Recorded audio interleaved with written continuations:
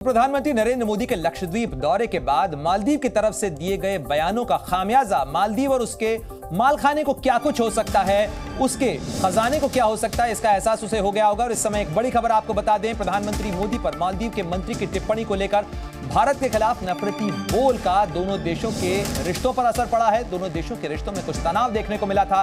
भारत ने मालदीव सरकार के सामने इस अपमानजनक बयान का मुद्दा उठाया है। वहीं मुइज़्ज़ सरकार की मंत्री मरियम श्यूना की बयानबाजी को लेकर भारत ने सख्त ऐतराज भी दर्ज कराया। वहीं भारत के इस कड़े रुख के बाद मालदीव सरकार ने अपने मंत्री के बयान से किनारा कर लिया है और उसे व्यक्तिगत बयान बताया है मंत्री का। साथ ही कहा है कि गलत बयानी करने वाले लोगों के खिलाफ एक्शन लेने से भी सरकार पीछे नहीं हटेगी। लेकिन सवाल यह खड़ा होता है कि आखिर मंत्री के बयान दिए जाने के बाद में आखिर इतना वक्त क्यों लगा और क्या मालदीव सरकार वाटर टेस्ट कर रही थी। हालांकि जिस तरीके की प्रतिक्रियाएं भारत से सामने आई उसके बाद मालदीव को भी इस बात का एहसास हो गया होगा। और जल्दी से आपको बता देते हैं कि भारत और मालदीव के बीच ये जो तनाव का मुद्दा सामने आया है उसके 5 बड़े अपडेट क्या हैं। तो देखिए, भारत विरोधी बयान पर राजनयिक संकट बढ़ा, मालदीव के मंत्री के बयान पर भारत ने आपत्ति दर्ज कराई और मालदीव सरकार का अपने मंत्री के बयान से किनारा करने वाला एक स्पष्टीकरण भी सामने आया है। मालदीव सरकार की तरफ से सफाई दी गई है और भारत विरोधी बयान के खिलाफ मालदीव का बहिष्कार करने को लेकर हैशटैग सोशल मीडिया पर ट्रेंड कर रहा था। मालदीव के विरोध में उतरे बॉलीवुड सितारे भी, क्योंकि जिस तरीके की प्रतिक्रियाएं मालदीव के लोगों की तरफ से और खासतौर पर मालदीव के कुछ सरकारी प्रतिनिधियों, खासतौर पर सियासतदान की तरफ से आई थी, उसके बाद से तीखी प्रतिक्रिया भारत में हुई और उसके बाद हजारों की संख्या में लोगों ने अपने मालदीव का टूरिज्म प्लान कैंसिल कर दिया और हैशटैग बायकॉट मालदीव ट्रेंड करने लगा। जिसके बाद मालदीव को भी इस बात का एहसास हो गया कि भारत के साथ पंगा लेना उसे भारी पड़ सकता है।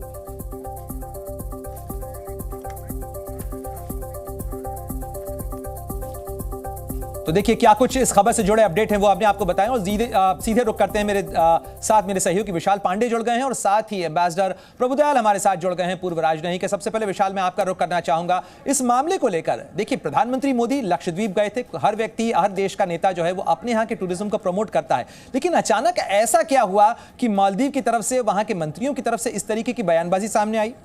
देखिए प्रणय, प्रधानमंत्री नरेंद्र मोदी एक आधिकारिक दौरे पर लक्षद्वीप गए थे और उन्होंने कहीं ना कहीं लक्षद्वीप के टूरिज्म को प्रमोट करने की दृष्टि से ही अपनी कुछ तस्वीरें साझा की। लेकिन कहीं ना कहीं मालदीव के जो तमाम मौजूदा सरकार के मंत्री हैं या उनसे जुड़े लोग हैं, उनको ये तस्वीरें इस प्रकार लगी कि शायद मालदीव के टूरिज्म से भारत अपनी तुलना कर रहा है और अपने आप को बेहतर बता रहा है। और यही वजह है कि मालदीव के जो मंत्री हैं उन्होंने प्रधानमंत्री मोदी और भारत के खिलाफ अपमानजनक टिप्पणी की। इसके अलावा कई जो और लोग हैं मालदीव की जो बड़ी हस्तियां हैं, उन्होंने भारत के टूरिज्म को लेकर कई तरह के सवाल ट्विटर पर साझा किए, कई तरह के सवाल खड़े किए, जिसके बाद भारत ने कड़ा रुख इस पर पूरे मामले पर अपना जताया। और साथ ही जो माले में भारतीय उच्चायोग है उसने मालदीव सरकार के साथ इस मुद्दे को उठाया और अब मालदीव सरकार की सफाई आई है और मालदीव सरकार में जो मंत्री हैं मरियम श्यूना, उनके बयान से मालदीव की सरकार ने किनारा किया है। लेकिन प्रणय, हमें यह नहीं भूलना चाहिए कि जो मौजूदा सरकार है मालदीव में वो प्रो चाइना है और भारत के खिलाफ मुहिम चलाकर ही पूरे चुनाव में कैंपेन किया। जो मौजूदा राष्ट्रपति हैं मुइज़्ज़ मालदीव के, और हाल ही में उनके चीन दौरे की भी जानकारी सामने आई है कि 5 दिनों के चीन दौरे पर मुइज़्ज़ जाने वाले हैं।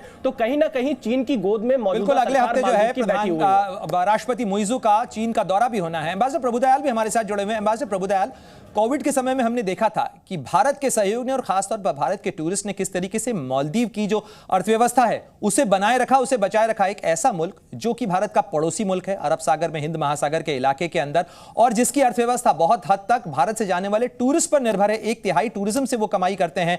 ऐसे में भारत के साथ पंगा लेना मालदीव की गलती थी, एक संयोग था या एक प्रयोग था कहीं ना कहीं जिस तरीके से सत्ता परिवर्तन हुआ है? देखिए, मालदीव ने बहुत बड़ी भूल की है। जैसा आपने कहा, भारत हमेशा से मालदीव की सहायता करता रहा है और अनगिनत तौरों पर यह सहायता दी गई है। भारत से बहुत से टूरिस्ट जाते हैं, सबसे ज्यादा संख्या में जो विदेशी टूरिस्ट मालदीव जाते हैं वो भारत से होते हैं। अब ऐसा भद्दा बयान देकर जो मालदीव की वो मिनिस्टर हैं, उन्होंने इन रिश्तों को बहुत इसमें जहर घोला है।